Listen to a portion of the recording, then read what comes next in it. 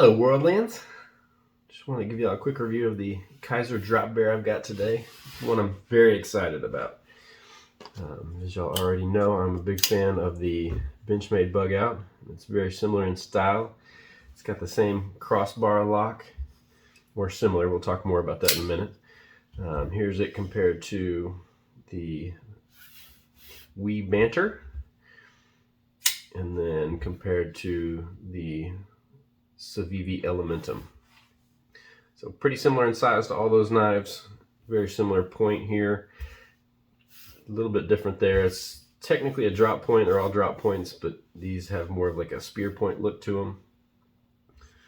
But we are here to talk about the Drop Bear, so let's get rid of these other guys. I will probably do more comparisons between these two today because they are both crossbar lock knives, and this has been my most often daily carried knife, but this is quickly becoming part of that lineup. So same kind of crossbar lock, call it an axis lock with Benchmade. They call it a clutch lock with Kizer, but very nice knife. So far, just right off the bat, the weight, I'm very used to the Bugout, so it is quite a bit heavier than that. It's not super heavy, but it's definitely got some heft to it. So that's one feature. I know that a lot of people are not crazy about the Bugout because of the cheap feeling plastic scales. You don't get that with this. You've got steel liners with aluminum scales. The aluminum scales have a very nice coating. It gives them kind of almost a soft feel to it. So I really like that coating on there. It feels good in the hand. As far as opening, this is awesome. You can do just the thumb flip or the casual thumb open. Very smooth either way. It's also easy enough where you can do the finger flick from the other side. I can do the thumb flip left-handed, incredibly easy. It's not things that I was used to doing with the old Bugout. You can do the thumb flip, the crossbar. Finger flip doesn't really work very well. You can kind of do it, but it's a little slimmer knife, so it's kind of hard to get a hold of. One thing I really like with this, it's smooth on that crossbar flip,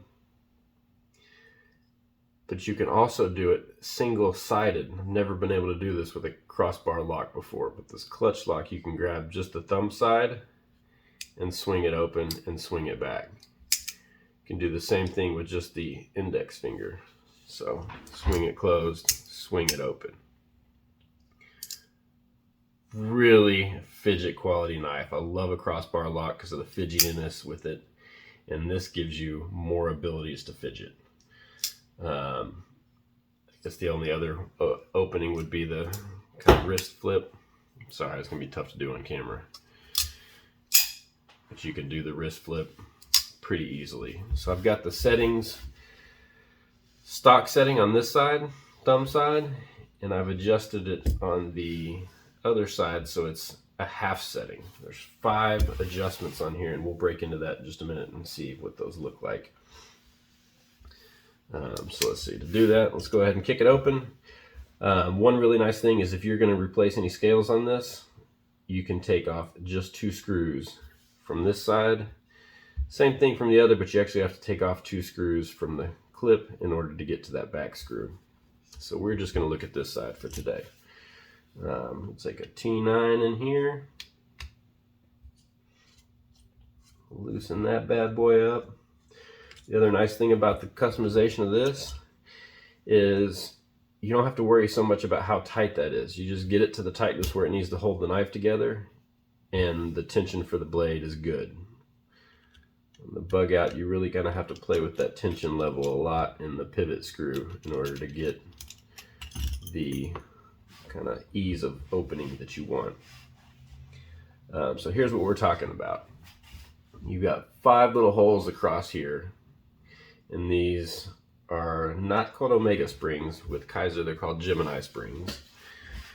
Let's see if we can get a good image. Yeah, so you can see 5 little notches across there. So you can actually pull this out of that first notch and move it down the road, and it's going to make it a little bit easier to pull back because there's not quite as much tension on there. I'm going to adjust this back to the 5th setting because I like the thumb to be a little bit stiffer than the other side.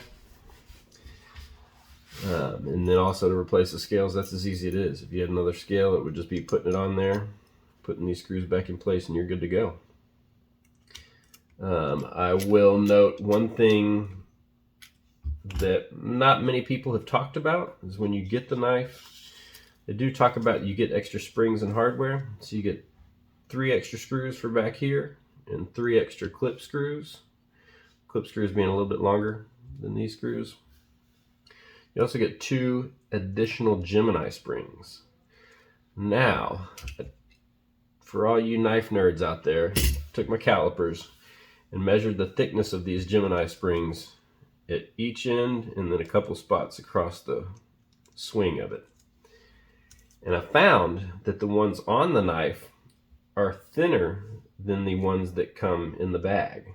I don't know if that's the case for all of them, but I would imagine it's probably the case.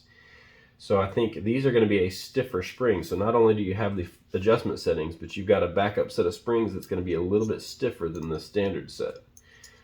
And just to kind of help you understand the variance in it is, when I measured the springs that are in here, in the 4 different spots that I measured, they averaged about 0.52 millimeters. Now these measured about 0.57 millimeters, so a little bit extra thickness. And just to kind of give you some context between the Bugout, the Omega springs in the Bugout, those measured about 0.55, so right in the middle of kind of these two. So again, 0.52, 0.57, Bugout 0.55. So you could end up a little bit stiffer springs. I have not switched them out to really feel the difference. I don't know if it's going to be something you can really feel with just your thumb or 4 fingers. But a note that I have not seen many people talk about, and something I wanted to bring out into the open.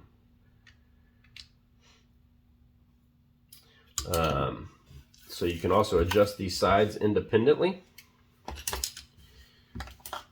So like I said, I have this side is a little stiffer setting than I have this side, and I do feel a little bit difference in adjusting each, opening and closing each one.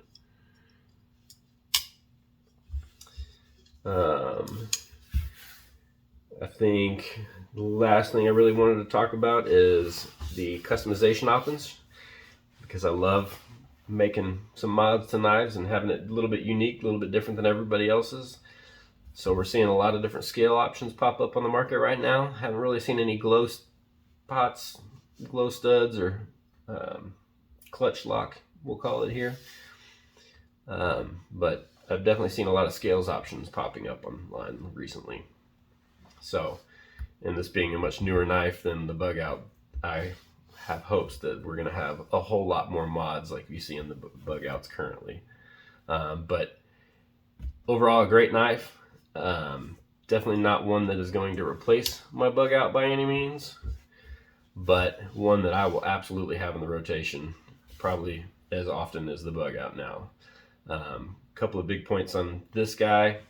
You've got that extra stiff feeling, but you know, I really like the Bugout because you can't get any lighter than this, any slimmer and lighter than this. And this thing, when you drop in your pocket, it slides in there and you forget that it's even there. Whereas this guy, you definitely feel that it's in your pocket. But if you're one of those people that, you know, you really want to have that good quality, hard feeling in the hand, this is going to be where it's at. This is a very solid feeling knife. Love all the fidget options, being able to do it one thumb, one finger, both fingers, thumb flip, finger flip, and they cut out these in just the right places for the thumb flip and the finger flip. So your thumb typically will slide right in where that is, catch right there, flip open. Same thing with the finger on the back side, your finger usually comes right in there, catches right there, flips open. So if you are in the market for any kind of crossbar lock knife, you want something that feels good and solid in the hand, it's a decent sized blade, I highly recommend the Drop Bear. They did a great job with this knife, and I love that the crossbar lock option is now not exclusive to Benchmade. We're going to start seeing that across the board and lots of new variations, and Kizer did a beautiful job making this one adjustable and including some extra hardware for you. As I think the kind of custom market is growing, and something like this where it gives customers the ability to mod their own knives or fix their own knives should a problem arise is huge for me. So good job, Kizer, on that one. But that's it. If you guys have any questions, throw them in the comments down below and I'll try to get back to you. If you learned something new today, a thumbs up would be appreciated. Y'all take care. Bye.